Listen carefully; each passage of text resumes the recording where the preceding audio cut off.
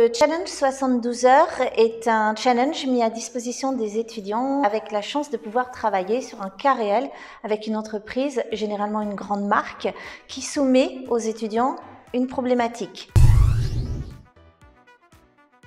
Les étudiants ont la chance de travailler avec une très belle marque, une très belle problématique. Ils ont dû énormément réfléchir aux solutions, ce qui a donné de très belles restitutions.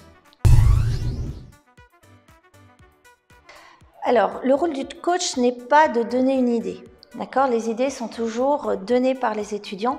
Le rôle du coach est d'orienter afin de lier finalement la théorie à la pratique et surtout d'aider à structurer la réponse.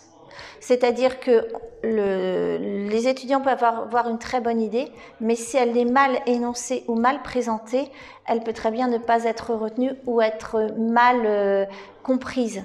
Donc le coach est là pour justement avoir une structure dans la présentation écrite ou orale et aider à présenter le mieux possible la solution trouvée. On a eu deux types de propositions. Soit on a eu des concepts qui étaient vraiment innovants, avec un beau slogan et parfois peu d'opérationnel, ce qui fait qu'il n'y avait pas de déclinaison suite à cette idée qui était quand même extrêmement belle. Il faut savoir qu'il est très très difficile de trouver un slogan, d'avoir un concept, et ils n'ont malheureusement pas su le décliner. Donc dans un premier temps. Après, aux restitutions orales, oui. Donc c'est là où par moment c'était compliqué pour eux. Et à contrario, on a eu des étudiants qui malheureusement n'avaient pas le concept alors qu'ils avaient les capacités. Donc ils ont fait des très belles études préalables et ils ont eu du mal à trouver leur concept, ce qui fait que pris par le temps ensuite, la restitution était moins bonne.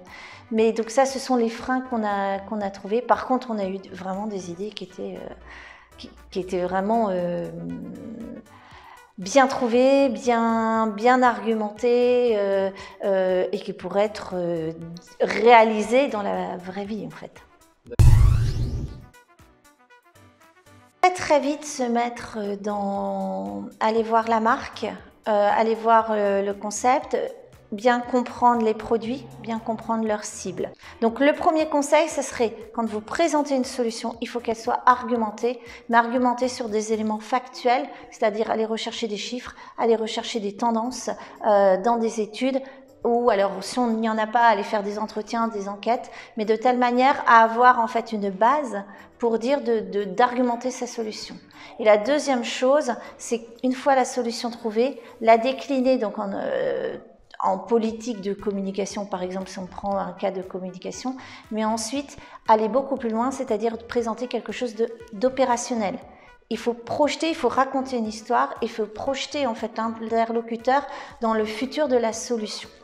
Et ensuite, la dernière chose, ne pas oublier que un investisseur aime bien quand on lui donne quand il met 1 euro dans une solution, voir combien ça peut lui rapporter. Donc, ne pas oublier le retour sur investissement. Donc, comment on le mesure et qu'est-ce que ça peut donner avec la budgétisation, etc.